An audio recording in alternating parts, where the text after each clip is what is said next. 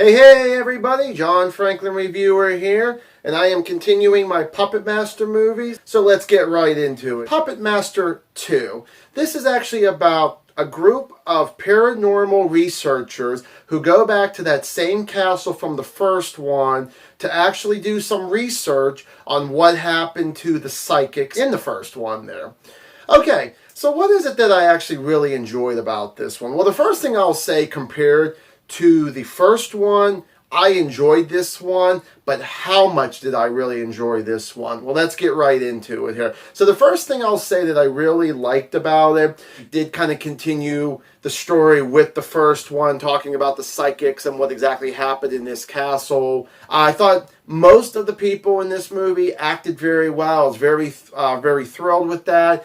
I really did like the characters. Now, one thing when it comes to horror movies that make me a sucker to really almost love this movie, or hopefully I'm going to love this movie, is when it comes to family. I mean, it could be stuff like a parent, a child, siblings, cousins, whatever. And in this one, it's a brother and a sister team, and I really do like the combination of these two working together. And they also have two other friends. They all actually work out very well. They act very well with each other. You do believe them. Compared to the first one where I didn't give a damn about anybody. I got to also mention about this one character here that I really do like. He is probably the most creepiest of all the characters in any of the Puppet Master movies. And even for how old I am right now, he will still always creep me out. The black jacket, face all wrapped up. He's definitely what makes this movie very creepy, and I really did enjoy that there.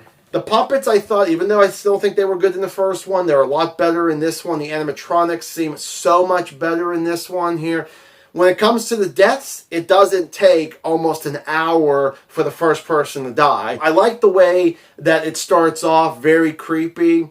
I really gotta say that the story, most of it was really, really good. Back to their deaths. It's not as gory as I thought it was going to be, but I still think it's a lot more gorier than it was in the first one. And the final like is, I really did like the last 2-3 minutes. It was very unsettling to me here. Thought it could have, I don't know, I guess the thing was that sometimes you get sort of downer endings, if you want to call it that way, and the way things were going, if you've seen the movie, you already know, but please, don't spoil it in the comments section. The way that it goes, it was just like, oh, I can't believe they went that way, or they decided to go that way here. But I give it to Charles Band for creating a full moon and coming up with Puppet Masters, and once in a while having an unsettling ending. So I have to give him credit on that. And now on to the dislikes. I actually don't have a whole lot to say about this here. So the first thing I'm going to talk about is, now I mentioned in the likes that I liked the story,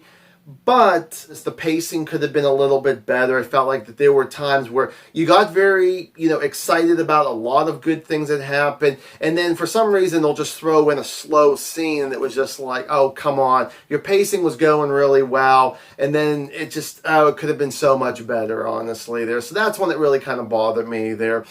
Another thing I got to mention is the ending.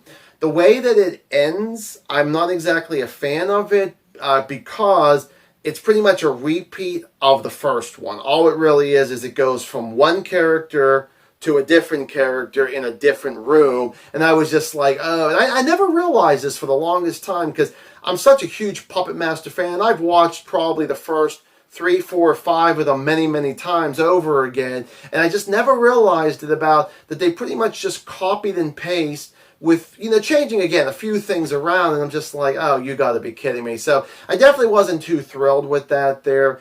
And then my final dislike is going to be 3 characters that were just kind of a waste of time to be in there. There was a farmer, his wife, and a child. Now, the child has nothing to do with the farmer and the wife, completely separate. But I just felt like that there was really no point, especially for the little boy, but I felt like there was no point of even the farmers, really. Maybe like one scene and that was it. But I don't know, to me, it's just like, you should have just stuck with your 4 main characters. Now, my rating for this is going to go 3 out of 4 stars. I definitely recommend this sequel. If you've never seen a Puppet Master movie before, start off, skip the first one as I mentioned, go to this one, and I think you'll have a really good time with it, honestly. I was really thrilled with it, really happy. So, if you guys have actually seen Puppet Master 2, What's your opinion about it? Give me a comment down below. So thank you guys so much for watching another video here, and I will see you guys in the next one. Stay awesome.